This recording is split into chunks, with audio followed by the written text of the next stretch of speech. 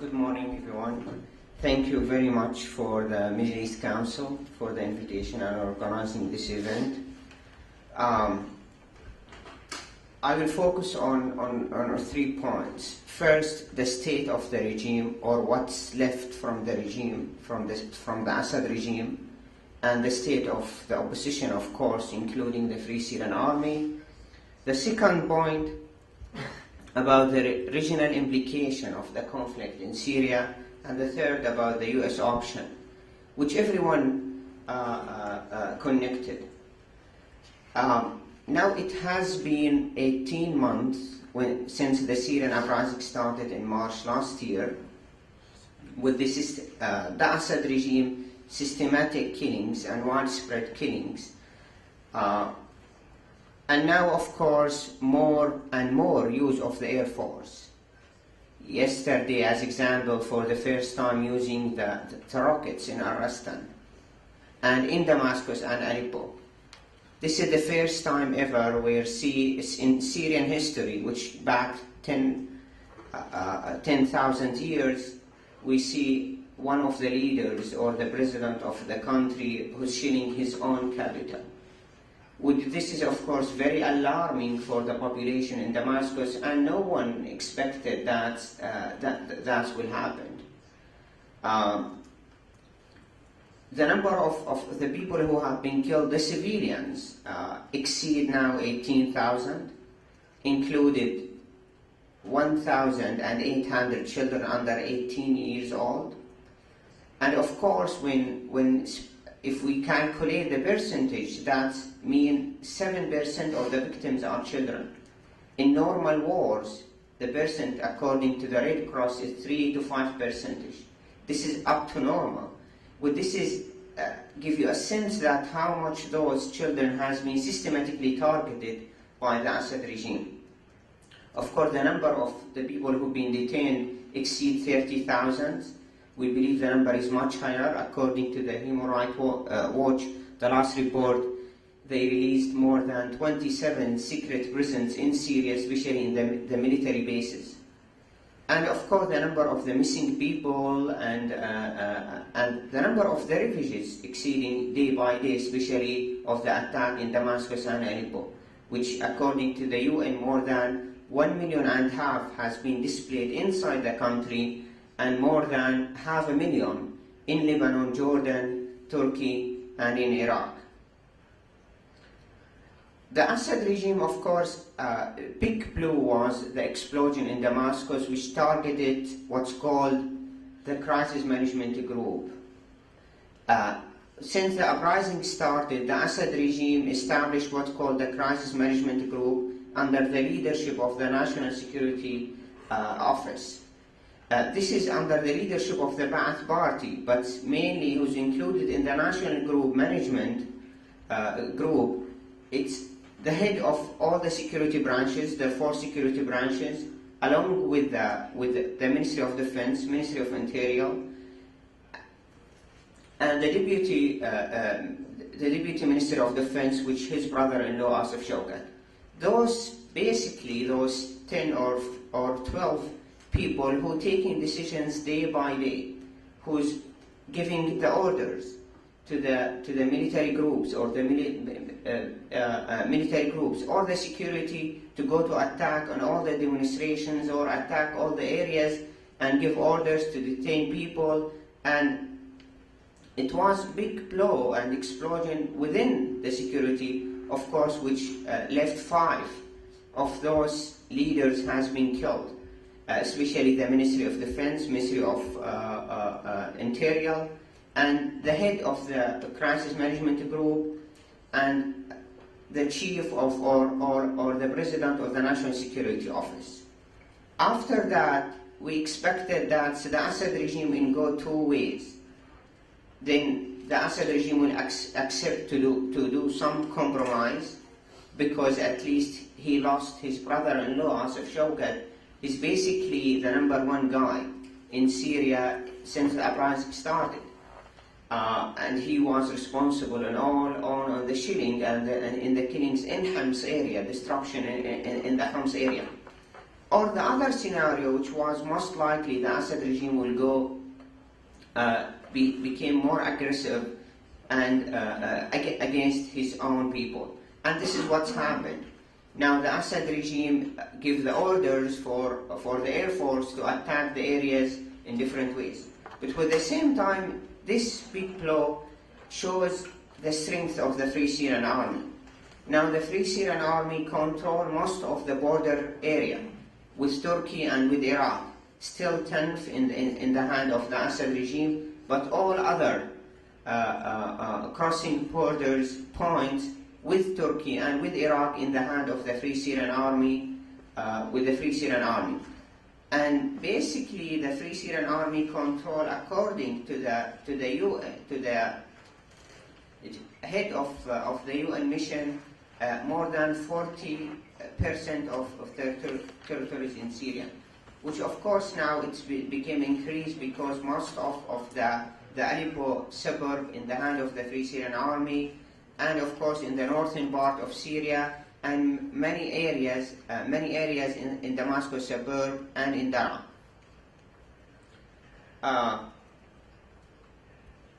What's happened exactly that the Free Syrian Army relies mainly on the defection and the guns and the arms within the Assad army, because the Assad army, when he decided to involve the army in the military operations, most of the army soldiers and officers are Sunni, even that some of them they are Alawite, and there's some Alawite officers who defected also. But what we have, which make the situation much more worse, that we don't have like what's happened in Yemen. There is a horizontal defection in the army. What's happened, all the defection coming from, especially from the middle ranking, the middle ranking levels, and this is why the Free Syrian Army getting much bigger. With the same time, there is no safety zone, or there is no area or liberated area can organize itself, can do the operations in much more organized way, or in strategic point of view. What he's done in all the way that he's going back and forth in many areas, would that cost many civilians, which would at the same time cost many people being killed by the Free Syrian Army. Mainly the Free Syrian Army, it's as I said, officers who defected, colonels. We have now 3 major generals who defected, 3 of them in Turkey, and we have, of course, 2 weeks ago I just visited the officers' camp in Turkey. We have more than 192 colonels who defected and based in Turkey.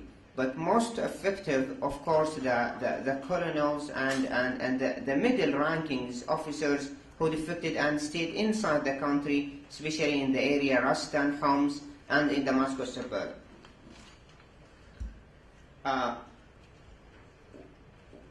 What's the state of the opposition?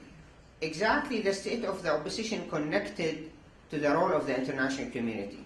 Last week, the Security Council again failed to adopt any resolution under Charter 7 to protect the civilians. When became the situation where the even that if the resolution being passed in Syria, all the debate and the discussion in New York was irrelevant to the situation in Syria, because what we have in Syria, it's almost armed conflict, and still the Security Council or the officials here, the State Department, they talk about we don't need more militarization of the situation, which already we have armed conflict since 6 months ago. The situation became much more. There is no any kind of peaceful demonstrations allowed by the Assad regime. And the Assad regime dealt with the peaceful demonstrations along with the armed opposition with the same way. In the last month, has had 2 incidents where there has been shelling on the peaceful demonstrations which left more than 60 people has been killed in Saqba and Sayyid Zainab. This is why mainly we don't advise the people how to go to demonstrate peacefully if this area did not to protect by the Free Syrian Army, because the implication of the shellings, it's very high for the civilians. And this is why when the international community failed to adopt any resolution or to take any actions to protect the civilians, that's undermined, let's say, the political opposition, undermined mainly the Syrian National Council. Because the role of the Syrian National Council or the Syrian opposition to mobilize the international community to protect the civilians, with that became the main demand of the Syrian on the ground. And that's reflected, this is why it became the Syrian National Council much more weaker and hopeless in the eyes of the Syrians, and the leaders of the Free Syrian Army who are defending the Syrian people on the ground became the heroes of the Syrian people in the hearts and the minds of the Syrians. And that's the same situation like we have it in Kosovo in 1999, when the international community failed to adopt any resolution to protect the civilians. And we saw that on the ground right now, because most of the areas being liberated by the Free Syrian Army, there is no control, as example, for any political opposition there. And there is no political authority for the SNC, the Syrian National Council, on that area. But this is unfortunately because the lack of actions or inactions by the international community. When the Security Council failed the third time, and we much expected that from our visit to Moscow and from the comments of the Russian officials, and we say that many times we don't need to try and waste our time more and more with the Security Council. And we come to the way where actually the actions beyond the Security Council is much more important. We said many times that the moral authority to save lives of the children and the civilians is above the legal authority that the Security Council gave. And we come up to the situation where many cases happen in the history where the Security Council was unable to adopt any resolution to protect the civilians.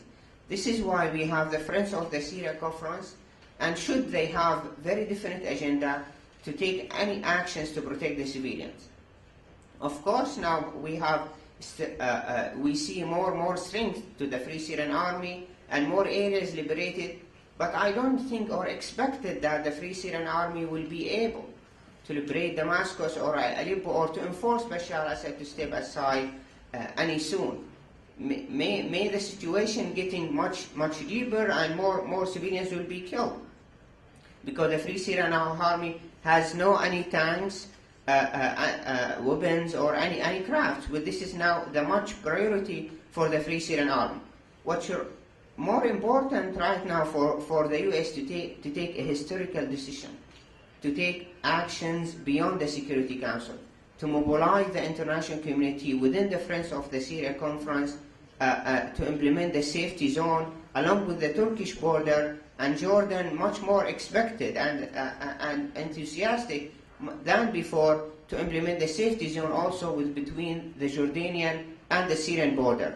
This is the safety zone, it's a priority right now, especially for the civilians, for any humanitarian assistance, for the cities and the people who are in need. Even that we have a de facto safety zone in the northern part of Syria, but still attacked by the Air Force, and this is why it's an important and a must to have a no-fly zone above designated area to protect the civilians.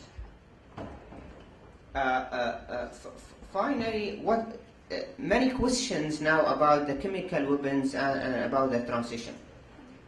There is no much more information exactly, and today the spokesperson of the Syrian Ministry of Affairs, he said that the Syrian regime will not use any chemical weapons only if they've been attacked by outsiders. I don't believe in that, because the Assad regime used many kind of weapons never been used before, especially in the area of Al-Rastan and Idlib. This is why we have to be careful, and we have to ready for any expectation by the Assad regime to use the chemical weapons. Finally, I think the United States the United States is failed to deal with the Syrian crisis from the beginning, because the United States should expect that the Syrian crisis will take in such level, because the type of Bashar al-Assad, it's mainly, or the family regime of Bashar al-Assad, it's a type of genocidal guy, which can do whatever can do just to stay in power. This is why I think the United States should be prepared itself to aware of the situation to come up to this stage. Until now, the United States tried in mobilizing the international community, working with the Security Council, which of course been vetoed by Russia and China, which became a failed policy to try again with the Security Council, because there is no any indication or signs for the change of the Russian policy. With the same time, the United States, there is no indication for the United States that it decide to take any actions beyond the Security Council or within the Friends of the Syria, Friends of the Syrian people. I think it's important right now for the United States to take actions beyond the Security Council. Finally, the transition in Syria. I don't see any indications for managed transition in Syria, unfortunately, because we saw right now the northern part of Syria, which mainly the Kurdish concentrated there, and those their groups or military groups now control different areas, and the Free Syrian Army or different groups within the Free Syrian Army control many areas also in the northern part of Syria, and there is no political authority. And this is, of course, as I said before, this is consequences for the inactions from the international community. Now Syria has become much more difficult to deal with it, because the unity of Syria, of course, will be, there is no question between the Syrians about that, but again and again, how to have central government at the end, because the regime is losing control, and that's lifting a vacuum within the whole country, and there is no political authority in the opposition right now to come and control in many areas has been liberated in the northern part of Syria. This is why I think it's important now for the opposition and to work along with the Arab League. The Arab League yesterday, they call again after a try for Bashar al-Assad to step aside and give him safe exit, which if he accepted, of course, can be accepted a year before. But again, this shows how the Arab League, along with the international community, has, without any muscles and without any teeth, which thus give the green light for Bashar al-Assad to continue the killings and shelling different areas. More important right now to concentrate on the Friends of the Syrian Conference and put all our efforts to work there to make any actions, because this is the only way to make the transition in Syria in much successful way. Thank you very much.